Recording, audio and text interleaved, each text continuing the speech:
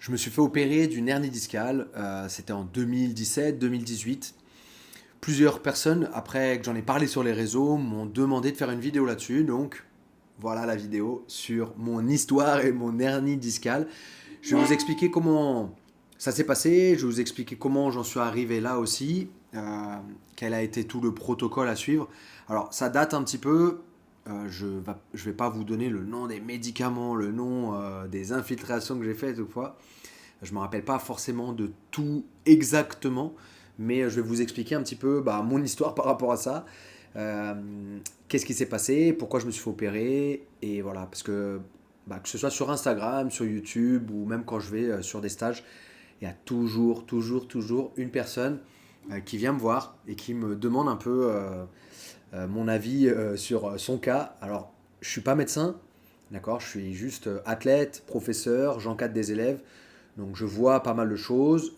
J'ai aussi du coup une expérience. Maintenant, voilà, je suis pas médecin. C'est vraiment très important de faire la différence. C'est marrant parce que c'est quelque chose quand même qu'on voit beaucoup en France. Je sais pas, on a dû perdre peut-être la confiance chez nos médecins. Mais c'est vrai qu'au Brésil, il n'y a pas tellement. Mais au Brésil, voilà, on a un problème, on va avoir un médecin. On ne demande pas à son pote. Mais voilà, en tout cas, je vais vous partager mon expérience. J'espère que ça vous plaira. Mettez un like, comme ça m'aide à faire remonter aussi la vidéo sur YouTube et puis peut-être que ça va intéresser d'autres personnes. Je pense que aujourd'hui c'est un peu peut-être le mal du 21e siècle, peut-être ce mal de dos, on a tous mal au dos. Alors voilà, en tout cas pour mon cas, je vais vous donner toute l'histoire, tout l'historique et en tout cas moi comment je vois les choses, peut-être aussi comment mon kiné et mon médecin m'ont expliqué un peu les choses. Voilà comment moi je l'ai ressenti et comment moi je voulais vous le retranscrire. En fait, à 1 an et demi, je me suis fait opérer, on m'a enlevé un rein. On m'a enlevé un rein parce qu'il était pas bon, on appelle ça, enfin, il était en train de se nécroser. Donc je suis déjà né en fait avec un rein qui ne fonctionnait pas. Et du coup, ça arrive de temps en temps. Et aujourd'hui, ils opèrent plus de ça parce qu'ils se sont rendus compte qu'en fait le rein meurt tout seul et puis le corps élimine le rein. Sauf que à mon époque, je suis né en 1985, ça fait pas si vieux que ça, mais on va dire quand même à mon époque, euh, ils ont retiré en fait le rein mort, voilà. Et donc en fait, quand ils m'ont retiré mon rein, moi comment je vois la chose, en fait ils m'ont retiré, donc ils l'ont retiré par devant. Alors il y en a ils disent ah le rein ça se retire par derrière. Alors ça se retirait par devant parce qu'il y a moins de nerfs à couper ou c'est peut-être moins compliqué à aller le chercher par devant plutôt que dans le dos. Euh, et en fait, le fait qu'on me fait ça, j'ai l'impression peut-être que, je sais pas, hein, je dis peut-être des bêtises, mais ça a beaucoup joué aussi dans ma posture au quotidien. Peut-être parce que mes abdos, je sais pas, il y a peut-être quelque chose qui a été coupé, je sais pas vraiment exactement, mais j'ai l'impression en tout cas que ça a joué dans ma posture, cette première chose. Une deuxième chose, vous allez comprendre après pourquoi je vous dis tout ça. Une deuxième chose aussi, j'ai toujours eu les épaules en fait très laxes, ou en tout cas elles se luxaient dès l'âge de 12 ans en fait. Ma première fois, c'était une fois j'étais sur la place de la mairie après l'école, on jouait au foot, et puis à un moment on jouait à la bagarre, enfin voilà gentiment, et à un moment on est passé par-dessus un buisson avec mon pote, et moi pour le retenir et qu'il se tape pas la tête, parce que juste derrière je voyais qu'il y avait une plaque de métal, pour pas qu'il se cogne la tête, je l'ai retenu et j'ai posé ma main donc je tenais avec une main sa tête et avec l'autre main j'essayais de retenir la chute. Et en fait mon épaule elle est sortie. Alors j'ai eu de la chance parce qu'à chaque fois que mon épaule sortait, elle se remettait toute seule en place. J'ai jamais eu besoin d'aller à l'hôpital. Mais du coup, donc ce problème-là, je l'ai eu même avant du coup de commencer les sports de combat. Et donc forcément avec les sports de combat, ça a été de pire, c'est pas de pire en pire, mais en fait ça se déboîtait tout simplement. Et ça pareil, c'est un problème que je vois aussi régulièrement chez les gens, d'avoir les épaules qui sortent, qui sont instables. Donc pareil, si ça vous intéresse, je pourrais vous faire aussi une autre vidéo là-dessus, vous expliquer un petit peu comment ça s'est passé pour moi. Mettez-moi ça dans les commentaires si ça peut vous intéresser. Je vous ferai une autre vidéo détaillée aussi bien dessus. Mais du coup, ça m'a. Et du coup, cette chose-là aussi euh, a fait que ma posture a été modifiée, je pense, ou en tout cas que mon corps s'est adapté. En fait, qu'est-ce qui se passe? C'est que je pouvais pas lever mon bras. Toujours, je peux pas vraiment le lever, mais je pouvais pas le lever au-dessus de ça sans que mon épaule soit, je la sente instable et qu'elle sorte en fait. Si vous regardez euh, l'un de mes combats, l'un de mes super fights, c'était face à Michael Tozalgan. En fait, c'était à l'époque, donc c'était pas le 100% fight, je sais plus comment ça s'appelait, mais Hatch faisait des événements de grappling. Et donc j'avais un super fight. Et quand je suis rentré, donc je salue la foule et paf, mon épaule elle est sortie. J'ai dû la remettre j'étais avec Pierre Pila. Il m'a aidé à remettre mon épaule en place. Puis bah, après, je suis parti combattre quand même comme ça. Sur le coup, on n'a pas trop de douleur. Enfin, une fois qu'elle est remise, en vrai, c'est tellement anesthésié qu'on sent pas tellement la douleur. C'est plus le lendemain et le surlendemain qu'on a un peu mal. Mais en fait, tout ça pour vous dire quoi, que comme je pouvais pas, par exemple, je dois aller chercher un truc là, bah en fait, je compensais sans m'en rendre compte. C'est plus tard, donc quand je me suis fait opérer de mon hernie, pour aller chercher un truc qui était là, bah je faisais comme ça. D'accord. Donc je venais mettre plus de poids sur mes lombaires, sur mes vertèbres, sur mes disques intervertébraux, donc du bas. Et donc du coup, bah ça va quand c'est pour prendre un objet comme ça qui est léger, bon, c'est pas grave. Mais quand on va faire du sport, qu'on va faire de la lutte à livrer, voilà, qu'on va faire de la lutte, qu'on doit soulever des gens, et ou quand on doit aller faire de la préparation physique, et qu'on va soulever une barre au-dessus de notre tête, et que sans s'en rendre compte, en fait, on se rend pas compte, enfin, je me rendais pas compte que je venais complètement, pour en fait essayer de mettre ma barre au-dessus de la tête, là, je suis au maximum. Et en fait, pour venir mettre ma barre au-dessus de la tête, bah, je venais complètement cambrer. Et ça, je m'en rendais pas vraiment compte. Et du coup, bah, je venais en fait mettre du poids et des contraintes sur mes disques intervertébraux. Donc ça me faisait que régulièrement, j'avais des crises. Vraiment, alors tout le monde dit ah tu t'es déplacé. En fait, je sais pas aussi ce truc-là d'où ça vient, mais ah tu t'es déplacé une vertèbre. Enfin moi je l'ai pas vécu comme ça, ou en tout cas aujourd'hui je le vois pas comme ça. Je pense plus que c'est une question de, je viens mettre beaucoup trop de contraintes sur l'articulation, et donc l'articulation va s'inflammer. Et donc au début, bah, c'est juste une inflammation, mais au fur et à mesure, le disque il va s'user, l'articulation va s'user et va être de plus en plus inflammée. Et en fait, j'ai eu du coup plusieurs crises comme ça, à vraiment plus pouvoir, je pense que ça vous arrive aussi, des fois, c'est vraiment à plus pouvoir, même s'asseoir, on a mal, même on a du mal à se lever, on peut pas s'entraîner du tout pendant une semaine, le temps que ça se désinflamme.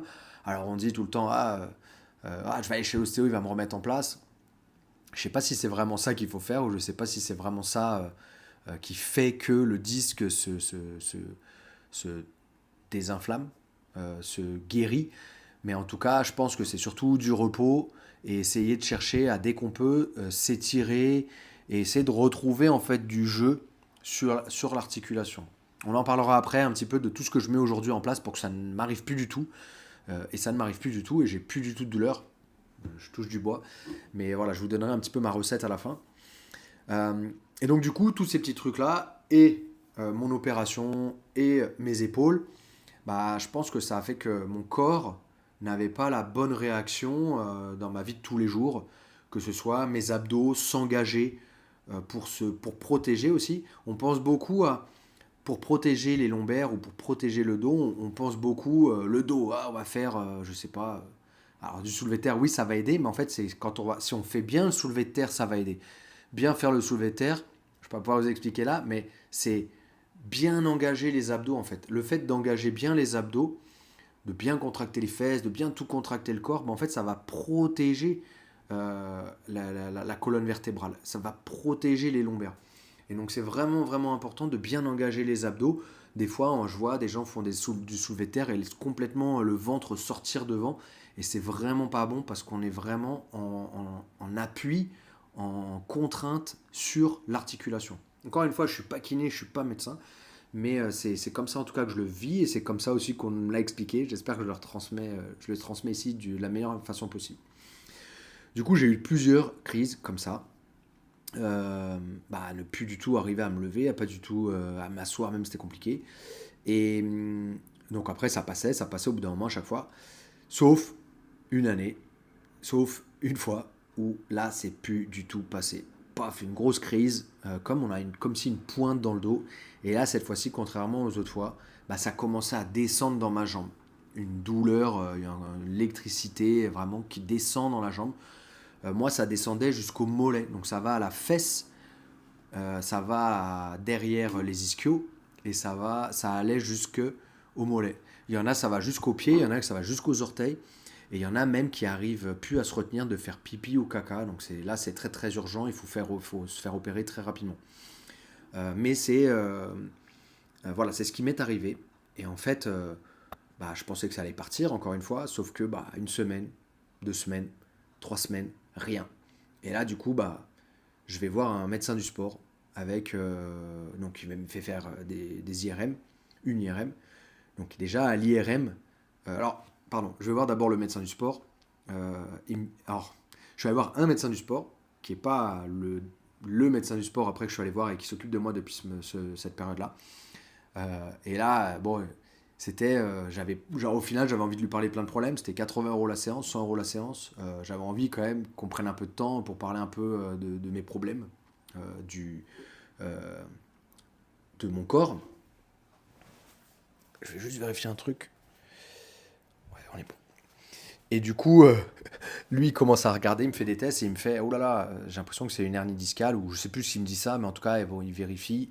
Et il me fait le test où en fait, je suis allongé, il me lève la jambe. Et en fait, à partir d'un certain degré où il va me lever la jambe, donc lui-même, sans effort de ma part, ça va complètement relancer le coup d'électricité dans les fesses et dans la jambe. Et du coup, à ce moment-là, il commence à me dire, bon, on va faire une IRM quand même, on va vérifier, mais je pense que c'est une hernie discale. Donc, ça me semblait bizarre parce que, en fait, hernie discale, c'est dans le bas du dos, mais je le sentais dans la fesse et dans la jambe. Je me disais, bon, c'est pas possible. Et donc, je vais faire l'IRM. Et là, l'IRM, on voit bien. Donc, le monsieur qui me fait l'IRM, il me dit, oh là là, vous avez un monstre qui sort de votre dos. Donc, c'était très, très balèze. Et du coup, après, je suis allé voir donc mon vrai médecin du sport, après, qui s'occupe vraiment de moi, euh, qui est Jean-Marc Sen, qui est à son cabinet dans le 13e, qui prend vraiment son temps. Alors, ouais, c'était le même prix que l'autre personne, mais lui, il prend son temps, et du coup, on a pu traiter tout, mes épaules, mon genou aussi, j'avais un petit souci au genou, etc. Euh, et du coup, on a pu vraiment voir et faire une vraie stratégie, savoir à quel moment était le mieux de me faire opérer, pourquoi, par qui, etc. Donc, le protocole, c'est quoi? Le protocole, il est le suivant, c'est on attend, on traite avec des médicaments, anti-inflammatoires, antidouleurs, etc. 1 mois et demi. Une fois que les 1 mois et demi sont passés, pouf, on retourne chez le médecin, c'est pas passé. Là, du coup, prescription d'infiltration. Je crois que c'est de la cortisol ou quelque chose comme ça. Donc là, c'est ils vous mettent une aiguille dans l'articulation ou autour de l'articulation. Je pense pas que c'est dans l'articulation. Je sais plus exactement. Ils mettent une aiguille, donc on a allongé, pareil, c'est pas très serein. On voit sur l'écran l'aiguille qui rentre là, ouh là là, faut pas bouger. Et tac, ils vous injectent le produit. Là, c'est pareil, c'est 1 mois et demi à attendre, voir ce que ça fait. Au bout d'1 mois et demi, si c'est pas fini, si c'est pas passé, on refait une fois. Au bout d'1 mois et demi, si c'est pas passé, on opère. Euh, donc c'est toujours mieux de se faire opérer quand on est jeune que quand on a 80, 90 ans. Quand on est sportif aussi, il y a très très, enfin de ce que me disait le médecin, c'est que plus on est jeune, plus on est sportif, plus on a de chances que ça se passe bien et qu'il n'y ait pas de mauvaises surprises après l'opération. Mais je pense que c'est tellement, franchement, en tout, ça m'a duré 7 mois. 7 mois, j'en pouvais plus. Au moment où je suis allé me faire opérer, mais je pleurais tellement j'en avais marre d'avoir mal, quoi. Vraiment marre d'avoir mal. En plus, pendant toute cette période-là, j'avais déjà programmé des stages. Et je suis pas du genre à annuler parce que je suis pas. Alors ça m'est déjà arrivé d'annuler 1 ou 2 ou 3 stages, mais dans toute ma carrière où j'ai donné des stages, j'ai toujours fait en sorte d'essayer d'annuler le moins possible parce que voilà, c'est une organisation de la part de tout le monde. Les gens ils viennent sur le stage et tout. Et j'avais organisé toute une tournée en Asie. Et franchement, quand j'ai pris l'avion, mais c'est pareil, je pleurais dans l'avion. Et c'était un avion d'une compagnie, je crois de Malaisie ou non, c'était d'Arabie Saoudite. Bref. Et dans l'avion, en fait, il y a un espace exprès pour prier. Pour donc les musulmans, ou peu importe, je pense que c'est pour tout le monde, j'espère, je pense, je sais pas. Euh, et en fait, j'avais demandé à m'allonger là-dedans parce que j'en pouvais plus, quoi. J'en pouvais plus d'être assis, j'avais trop mal. Et donc, bon, j'ai pu m'allonger, pas longtemps, parce que des gens voulaient prier, mais voilà, j'ai pu m'allonger un peu, j'avais trop mal, j'en pouvais plus. Et je sais même pas comment j'ai fait pour voyager, pour donner des stages, montrer les techniques et tout. Mais bon, je l'ai fait, il fallait le faire, je l'ai fait. Euh, voilà, donc du coup, après, opération. Donc, opération, franchement, l'opération, c'est vous rentrez. Bon, il vous ouvre le dos, il vient gratter, il enlève le petit bout qui dépasse et qui fait en fait que ça appuie sur le nerf et que ça fait mal. Et derrière, vous retournez dans votre chambre. Enfin là, c'était anesthésie générale. Et donc on retourne dans la chambre et franchement, je me suis réveillé. Ouah, c'était magique quoi. Plus de douleur, plus rien. Alors attention à ça, parce que du coup, qu'est-ce que j'ai fait? Amateur. Derrière, j'ai pas vraiment fait la rééducation. J'étais, oh, c'est magique, j'ai plus du tout mal. J'ai pas forcément fait la rééducation, ou en tout cas, au début, j'ai pris des kinés. Franchement, ils me faisaient faire des trucs. On dirait, que j'avais 118 ans, quoi. Et franchement, ça m'allait pas du tout. Enfin, bref. Je voyais pas d'évolution, je voyais rien. Je me mettais sur un ballon, il fallait que je tourne. Après, c'était n'importe. Enfin, bref.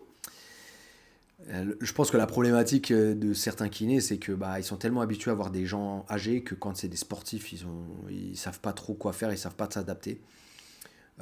Et du coup, c'était ça. Jusqu'à ce que je me fasse encadrer par mon kiné et aujourd'hui mon préparateur physique, Rémi Lancou, qui lui s'est complètement occupé de moi. Alors avant ça, qu'est-ce qui s'est passé? J'ai pas fait sérieusement la rééducation. Et quelques semaines, quelques mois plus tard, pof, ça commence à revenir. J'ai une gêne un peu dans le dos, ça commence à revenir en bas, etc. Et là, je me dis panique, qu'est-ce que je vais faire? Et donc, forcément, mon kiné m'a dit, mon médecin, tu fais pas de rééducation, c'est normal, ça revient, c'est pas bon. Et donc, j'ai fait rééducation, sérieusement, grosse prépa physique, soulevé de terre. Alors, bien évidemment, au début, on met pas beaucoup, mais au fur et à mesure, on met de plus en plus lourd. Il faut mettre du lourd à terme, pas au début. Mais il faut soulever des charges. Et en fait, on va dire, je prends ça de la façon suivante. Pour moi, c'est une punition de Dieu qui me dit, non, t'es puni à faire de la prépa physique toute ta vie. Mais je pense que c'est une bonne chose parce que, on le voit bien, quand on vieillit, on peut pas. Si on veut continuer à peut-être porter nos petits-enfants, si on veut porter nos petits-enfants, si on veut continuer à avoir une vie plus ou moins normale, il faut faire de la préparation physique et il faut que notre corps soit renforcé. Donc, c'est une bonne condamnation et en fait, je fais de la préparation physique non-stop depuis cette période-là. C'est 2 fois par semaine. Euh, voilà, ça prend 1 heure à chaque fois. Et puis, c'est pas que pour ça, mais c'est une préparation physique générale avec des mouvements très bien exécutés. Ça, c'est vraiment important. Bien exécuter les mouvements, bien s'étirer aussi. Il faut s'étirer.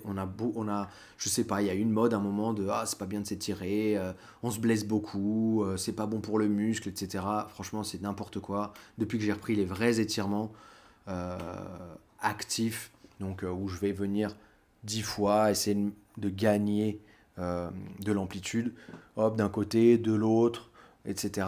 Franchement, il y a une grosse évolution euh, dans mon corps, au niveau de la souplesse, mais aussi dans mon jeu, parce que j'ai continué, j'ai repris le sport à haut niveau, à mon âge, sport à haut niveau pour mon âge et pour mon niveau de ceinture. Donc je combats en général avec des masters, donc des gens de mon âge, entre 35 et 40 ans.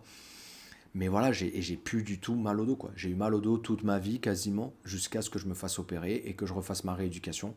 Et depuis que j'ai fait ma rééducation, j'ai peut-être eu 1 fois ou 2 maximum une petite crise. Mais depuis, plus rien. Donc franchement, tous ceux qui ont mal au dos, alors je ne vous conseille pas forcément de vous faire opérer, bien évidemment.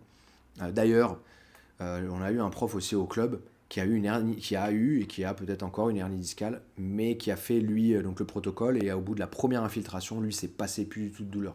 Et je crois que depuis même, il a plus du tout de soucis, mais parce qu'il a fait il fait la préparation physique aussi toutes les semaines. Donc très très très important.